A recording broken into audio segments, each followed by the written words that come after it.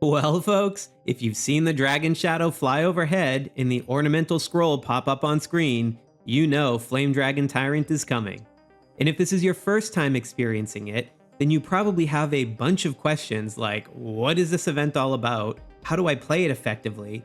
And how do I get the most rewards? The short version is that this game mode plays like a light touch version of KvK Prep, combined with a battle phase that mashes together KvK Castle Battle and Eternity's Reach. But there's a lot going on, and this video guide is going to walk you through the full event chronologically and break down the mechanics and strategy at each step. So be sure to share this video with your alliance so that everyone is on the same page and you have the best chance to compete. So back to that invite. Once you get it, you can't do too much immediately other than check the in-game rules. That's because the event is so massive that the developers give you a week to prepare yourself before the preparation phase. But when the actual preparation phase starts, this event will get a dedicated multi-panel window and certain elements will phase in over the prep week. Your kingdom will become eligible to participate in the next Flamedragon Tyrant event if it has advanced to Hero Generation 6 before it comes around on its roughly 2-month cycle. And if your kingdom is not eligible, you'll still be able to spectate the battles. So let's start out with the most important panel in the Flamedragon Tyrant page, which is the main page where you can register your alliance if you're an alliance leader, and then register for battle if your alliance qualifies. And there is one super important thing to note about this. Your alliance must be in the top power ranking in your entire group to participate at the close of the alliance sign-up period.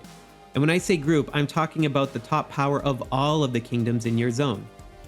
In the world's first Flamedragon Tyrant event, the group was limited to the top 40 alliances in kingdoms 1 through 25. This created an environment for a couple days where alliances were jockeying for position in the rankings by temporarily trading members between alliances in their kingdom to get higher in the leaderboard if they realized their strongest alliance couldn't qualify on its own. And of course, recognizing this, other alliances chose to conceal their power by having some stronger players camp out and farm alliances, only to bring them back at the last minute. Or better yet, just choosing not to register until the last moment and bump others out of the leaderboard. While both of these tactics help prevent other alliances from knowing how much they have to grow in power to displace you, this is also a dangerous game because you could miss out on qualifying if you don't execute the timing properly. So only consider these tactics if you think your alliance will be just on the bubble of qualifying to compete. In any case, at the deadline, the top alliances will be selected to compete. The exact number depends on the size of the zone, but in the past it was 40 alliances for us, now it's up to about 115 for some of the larger zones. In any case, this window then transforms to allow signups for individual alliance members to register, provided that their town center is True Gold level 4 or above. This signup works similar to what you may be familiar with for Swordland or Tri-Alliance, and if you aren't so familiar with either of those events, I have guides for both linked below in the description. Okay, enough about that registration panel, let's go to the more interesting ones, and we'll start with the Searing Path tab, which contains 2 sub-tabs, Season Missions and Daily Missions. As you would expect, the daily ones refresh each day while the season ones do not. And to be honest, these missions are pretty self-explanatory, especially at this point in the game after you've witnessed plenty of other similar style mission events like Buccaneer's Bounty or Call of the Sovereign, and generally they are pretty easy to complete if you are simply active every day. Now these missions give 3 different types of rewards. There's a cosmetic fireworks that you can launch from your city just for fun, then there are Dragon Claw marks, which we'll get into in a moment, as well as Dragon Essence. That Dragon Essence can be spent over at the Dragon's Caravan panel, and just like many other event shops, be sure to click on the plus icon to see the in-game store for a small amount of additional free Dragon Essence. Now I'm not going to do a full breakdown of this store due to the video length already, but I will point out for you whales that you don't often see a stock of 25 mithril for sale in a store. And if you start doing conversions of the currency compared to the gear imbuement pack, you can see opportunities like the Value Dragon Essence pack, which give you almost enough currency for 2 mithril at a price point of $5. So this is about twice as good as that limited gear imbuement pack at $5 for 1 mithril. Other items also have good value, and if you're a free-to-play player or a low spender, then in addition to the mithril, you should consider the usual suspects of things like Charm Designs, Artisan's Visions, and True Gold depending on what you need. Now there's also another tab labeled Championship Predictions, and this one only populates once the competing alliances have been selected. It allows both participants and viewers to wager on the event winners, as well as a sort of prediction market on if certain things will occur over the course of the battle phase. These wagers are placed with the previously mentioned Dragonclaw marks, and in general, the odds are quite favorable. Players are allowed to select up to 3 alliances to wager on for 1,000 Dragonclaw marks each, and you can't select the same alliance more than once. The odds pay out 10 to 1, that is 10,000 Dragonclaw marks for picking the winning alliance. You also get 500 Dragonclaw marks back for each wrong answer. And since there is a Searing Path mission that gives you 500 claw marks for making one prediction, not to mention an additional 15 Dragon Essence, you're sort of getting that first prediction for free. And realistically, you aren't choosing between all possible alliances, but more likely the few strongest ones that could conceivably win it to begin with, which tilts the odds significantly further in your favor. And even if you aren't familiar with the power structures of your nearby kingdoms, you can see how everyone else votes, which is a pretty good indication. So I think this is basically a no regrets move to toss a few coins on the wagers, and I recommend every player does so. Also, I know the text says support an alliance, but don't feel obligated to put a bet on your own alliance or any allies. It provides no in-game benefit for the actual battle phase. Then, on the championship prediction side, you can make free wagers that pay out 1,000 Dragonclaw marks each if you're correct. I'll circle back to go through these individually when we talk about the aftermath of the event, since it's more helpful to understand the battle mode in detail before selecting your choices. Finally, pay attention to that timeline at the bottom. You actually can input your predictions pretty close to the battle phase, so feel free to take your time and see how others vote if it helps inform you. Champions Eve is another tab that unlocks only after a couple days of the event progressing. More specifically, the alliances that qualify to compete will use this as a mini prep phase to unlock healing costs and speed up benefits for the event. This is done via the completion of tasks you should be familiar with by now: gathering resources and training troops. These play nicely with Strongest Governor, which has overlapped with the prep phase both times that this event has appeared. Realistically, if your alliance is big and active enough to get a top spot for the event, then it shouldn't have too much of a problem maxing out all 6 levels of the bonuses in time. This will net you a reduction in healing costs as well as an improvement in healing speed. Given the amount of combat and the length of the battle phase, these will come in handy by extending the uptime in which your alliance can compete. Perhaps more importantly, is that completing these tasks give you points which unlock Governor chests. And these chests come with pretty good rewards in addition to those alliance preparation points. At worst case, you'll at least get a 1-hour speed up, but about 1 out of 3 times you'll get some Governor gear materials or 5 true gold. By this point in the game, fully training a batch of T10 troops will get you just shy of 1.5 chests. It's a nice benefit, but it isn't a massive loot pinata. Think of it as more of a helpful addition on top of Strongest Governor rewards for Troop Training Day. So while there is no limit to the number of chests you can earn, I don't think it's worth it to blow all of your troop training speed-ups you were saving for KvK if you aren't much of a spender. Alright, this should cover us for prep phase, and again, we will circle back to those predictions at the end, but for now, let's talk about battle phase. Let me explain how battle works before getting into any strategy. And again, the best way to conceptualize it is like a mashup of KvK Castle Battle and Eternity's Reach. Similar to Castle Battle, you get multiple types of rewards, both personal participation based and alliance based. And on the personal participation side, you have personal points that are required through combat kills and losses of troops at capturable locations, as well as hunting and gathering tasks we'll get into shortly. Unlike Castle Battle, you do not get these personal points for occupation.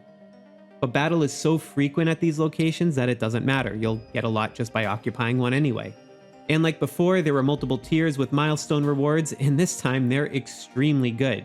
Not just the usual charm designs that you find, but also mithril this time. Then there is an overall ranking leaderboard for additional charm design. And make no mistake, it will be exceptionally hard to rank in this leaderboard, but even just participating in it will get you 60 charm designs and charm guides. And then there are the occupation rewards. Depending on how your alliance falls on the occupation leaderboard time, you will get gems, orange shards, and true gold, as well as potentially a time-limited frame and plate as well. In addition to that, every governor in your kingdom above level 20, whether they participated in the event or not, will get more rewards if one of their governors placed in the top 10 governors in occupation time. This is exceptionally hard to do. Also note that each kingdom can win multiples of these rewards if they have multiple governors that appear in the top 10. And for the governors themselves that place in the top 100 palace occupiers by time, they will get an exclusive island decoration, as well as some amazing gem and mithril rewards. Plus a new thing called honor points, which upgrade the appearance of your governor profile as you accumulate them. And for that top occupying governor, they become the Flamedragon Tyrant. In addition to a bunch of amazing personal rewards, the Tyrant gets a bunch of unique, time-limited skins, including new categories of skins added to the game for this event, such as a teleportation skin and governor page background. And just like becoming High King after Castle Battle, Flamedragon Tyrants will be able to assign titles to players that each provide a 20% special bonus to a different stat, and these are stackable with High King and King appointment titles. They can also give out commendation chests to governors just like the King, and these include copies of that new exclusive island decoration, as well as a bunch of other really great benefits. Please note that these occupation-based rewards are completely delinked from personal point leaderboards. Also, only the rally captain that occupies the palace accumulates time on the leaderboard, and not the rally joiners. Now for the map layout and core mechanics. And funny side note here, while I was recording this battle segment, I also found my buddy and fellow YouTuber SupeKS, who was live streaming the event. I just had to mess with him a bit by sending a scout to make his screen glow red on the live stream. And of course, he sends one back in good form. Fair play, Supe. Fair play. Anyway, in the center of the map is the Flamedragon Palace. And just like the castle and castle battle, whichever alliance occupies this for the longest at the conclusion of the battle is the winner. Combat participants can join the Flamedragon Tyrant instance up to 1 hour prior to the Flamedragon Palace becoming vulnerable to capture. In the very first 5 minutes while the instance is opened, players cannot teleport, attack, scout, or garrison each other. In addition to the palace, there are 4 other capturable landmarks called Aries that surround the castle similarly to turrets in the castle battle. Unlike the turrets in castle battle, which give bonuses immediately to whoever occupies it, each Aerie has its own occupation leaderboard. The battle for each Aerie lasts 30 minutes. At the end of the battle, the Aerie becomes uncapturable for 30 more minutes, and the alliance that had the top occupation time for it gets its unique bonus for the entire duration of that 30-minute invulnerable period. And these bonuses are massive. Each one provides a 50% bonus to health, lethality, defense, and attack. The defensive Aeries are on the north and south, while the offensive Aeries are on the east and west of the palace. Given how large the battlefield is, it is likely that there are at least a couple whales with max or close to max stats competing, so these can become a big differentiator while the bonuses are active. And similar to Castle Battle, there is a forbidden zone around the palace and Aries in which you cannot shield. This is called the Magma Sanctum, and there's also a border zone outside of that in which you can shield your town. There is another bonus mechanism in play during the match, and these are called crystal skills.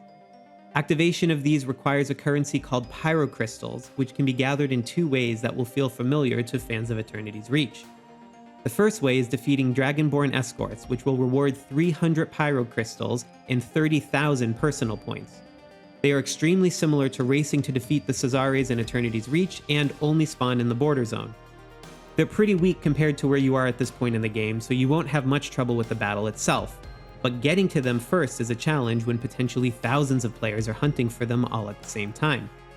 They spawn in waves, and you can see a timer on your screen alerting you to the next wave of spawns when you search for them.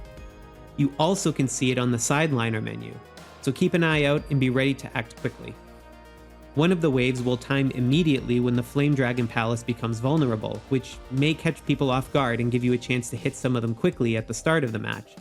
They will respawn in 30-minute intervals thereafter. And the second way you can get Pyrocrystals for your alliance is by mining them.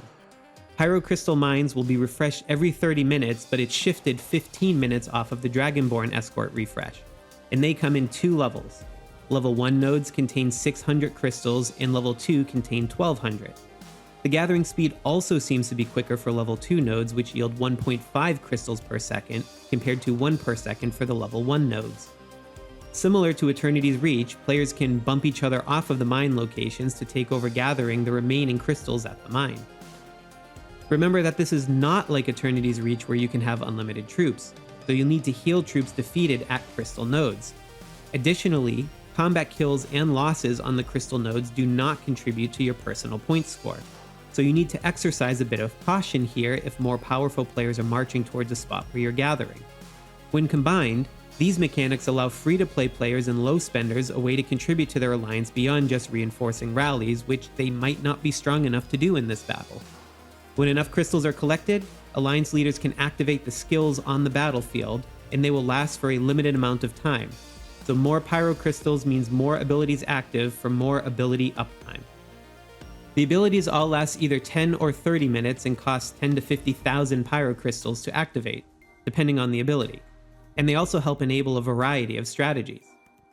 If you were in serious contention for holding the palace, you may consider abilities like Dragon Scale Armor to improve stats, Dragon Roar Rally to increase rally capacity, and Dragon Blood Healing to keep more troops in the garrison after battle. Combined, these will help fortify your hold on the palace. And if your alliance is trying to do town hits to weaken enemy alliances, you should look at Dragon Breath Fury to kick them out of the palace area for 10 minutes, and Dragon Soul Revival to mitigate your own losses. And if your alliance cities are under attack, you could look at activating the Fire Breath Shield. Anyway, you get the idea. You should mix and match these as it makes sense for your strategy. The only abilities I think that are a bit weaker are the Swiftwing Express and the Dragonborn Gathering skills. Sure, they help quite a bit at gathering more Pyrocrystals, but I don't really think they are that impactful, and spending crystals plus time to get more crystals doesn't really help your alliance in the overall objective so much. And lastly, before you go getting all excited about doing some sort of super bear hunt during the Flamedragon Tyrant battle, these abilities and the area abilities are only active on the battlefield itself, not outside of it. You can exit and re-enter the battlefield over the course of the 5 hours that it goes on for. However, there is one really important thing to be mindful of. While you are inside the battlefield, you have unlimited room in your infirmary for injured troops. However, if you exit the battlefield, your infirmary goes back to its regular capacity, and if you have troops over the capacity limit, they will instantly perish. So be sure to watch out for this, particularly as you near the end of the battle. So let's talk a little bit about battle strategy. But first, a special thank you to my Sloth Squad channel members whose continued support helps make these guides possible. Your willingness to support means more time I get to spend on making great content like this versus having to work elsewhere. Look, in terms of strategic choice, in no way could this possibly be exhaustive for all of the inventive and crazy things that you players will come up with for a 5-hour battle that can include over 100 alliances. So consider some of these as thought starters that you can share with your alliance as a starting point. So first, just like with KvK Castle Battle, you can adopt some of the rules of engagement in advance with other kingdoms, such as limiting city hit. This was possible in the world first Flamedragon Tyrant, which only had 40 alliances. It's unclear to the extent this will work in events with 100 plus alliances. Even still, you can consider forming agreements with particular alliances in other kingdoms, even if it's not applicable to all other combatants. This could allow you, for example, to team up and have a chance of placing higher, particularly against stronger alliances. And even if you don't win the Flamedragon Tyrant event, again, there are tons of great rewards for the top 10 ranks. And another helpful thing you can do is divide your alliance up into teams for various objectives in advance of the match. For instance, you could have one or more teams focus on particular Aries during their vulnerable phase in the match, and try to position themselves accordingly in that location instead of near the palace. When the Aries are invulnerable, the teams could be repurposed to doing other tasks such as additional rallies on the palace while you have an Aerie bonus active, or even just attacking enemy aligned cities. You can also have more distributed teams of players who teleport around the map to get Pyrocrystals and Dragonborn escorts. Unlike participating in a palace or Aerie rally, these tasks can be done with shields up, which makes them suitable for weaker players. And by this point in the game, even your low spenders should be sitting on a decent stockpile of advanced teleporters. And if you are gathering Pyrocrystals, I noticed a lot of bigger players tend to overlook the level 1 crystals and only send marches to the level 2 ones. This is likely due to their proximity to the palace and the stronger players not wanting to risk losing their spot to go get them. So don't be afraid to go to the periphery and grab some of the level 1 Pyrocrystals if you find yourself constantly getting bumped out of the level 2 ones. And of course, no matter what role you play, knowledge of batch healing for quick recovery is a must for every participant. If for some reason you do not know how that works, I have a video on it linked below in the description to help. It's definitely worth racing to the palace as soon as it opens, since the first occupier gets an additional reward. It may also be the only time a weaker alliance can get someone on the Tyrant occupation leaderboard. You would need to be close to the palace and spam Quick March 2 consumables to have any possible chance, and even then it's pretty slim. And speaking of March speedups, there's also a unique Rally March speedup that you can purchase from a pack prior to the start of the battle. It works just like Quick March 2, but shortens a Rally March time by 50% in Flamedragon Tyrant. It cannot shorten the rally time, only the march time. I spoke a bit about this next one when I discussed the crystal skills, but there are multiple approaches you can take when trying to assert dominance over the palace beyond simply occupying it. When this many alliances and players are competing, expect space to be at a premium, so get there early when the match opens. Also, city attacks that remove other players from the middle to create room for yourself, or reduce their ability to reinforce the palace or Aries, are a valid strategy. And this can occur even before the palace becomes vulnerable, so be prepared to defend your position when you get there early. Finally, think about the timing of when you use your crystal skills. They cost quite a bit of Pyrocrystals and are only active for a short time, but you can combine them during a time where you control an Aerie. They will be even more effective. One strategy my alliance used well last time was to save crystals for the end of the match when other alliances were running out of steam.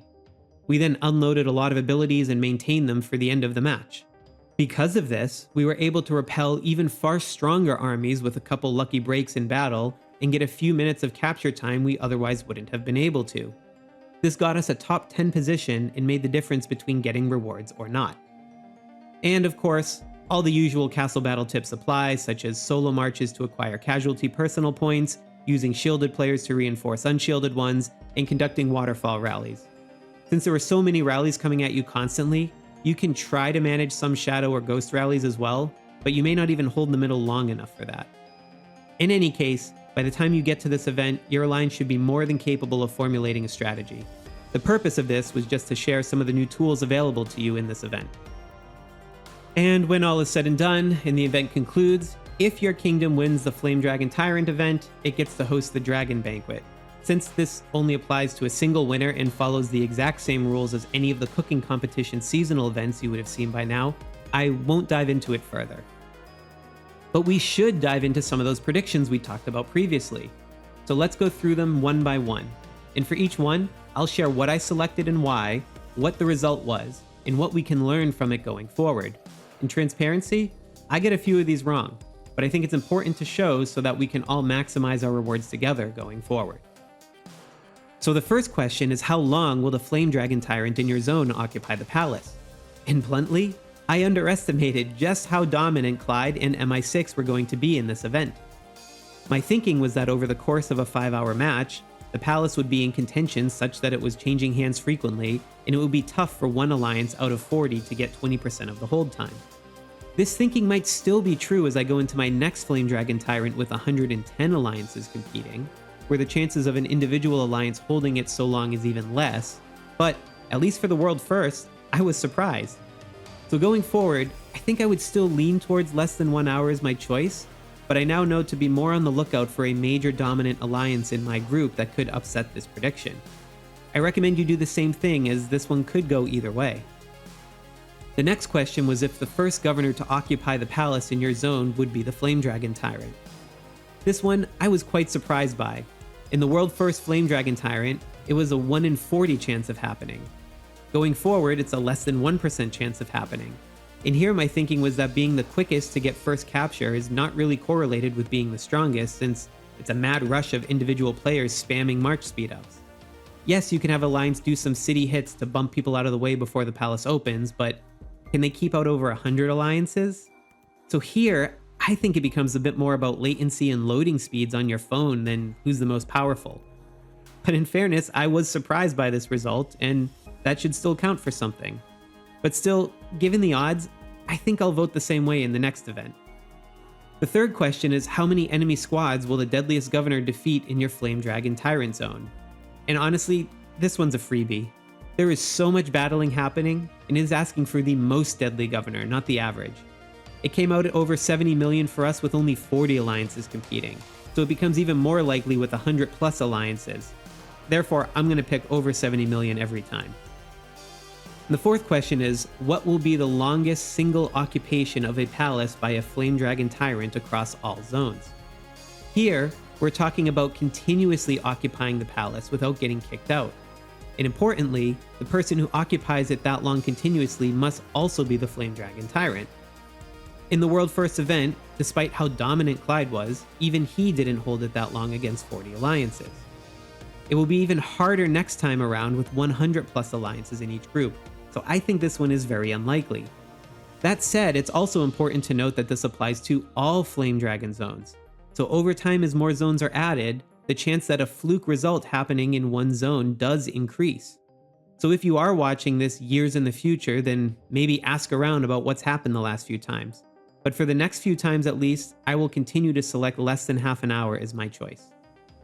And finally, the last question is, what will be the shortest occupation of a palace by a Flamedragon Tyrant across all zones? This is just like question 1, except it applies to all zones. In the World First Flamedragon, there was only one zone, so I got this one wrong as well. However, over time, the likelihood of this happening will continue to increase as more zones are added. You only need one single zone to have a Tyrant that gets less than 1 hour total hold time in order for this one to pay out. Also, one other thing worth considering, even in a zone where one alliance is dominant, that alliance may also rotate who governs a bit to get multiple rewards for their kingdom. This was what MI6 did during the World First event. Clyde handed it over to other alliance members so they could fill up more spots on the top 10 leaderboard. The trouble was, he only did this after holding for 1 hour, not before, so I didn't make the bet. In any case, I'll be continuing to select less than 1 hour since the odds will continue to improve over time with more zones participating, and now with more alliances per zone. And with that, I think we have discussed just about everything we possibly can for Flamedragon Tyrant. But if I somehow missed anything, feel free to leave a note below in the comments. Again, share the video with your alliance so that they know what to expect and you can all maximize your rewards. And thanks again for sticking around this long. Good luck out on the battlefield, and try not to hit my city if you run into me, okay? In any case, thanks again for watching, and happy gaming out there.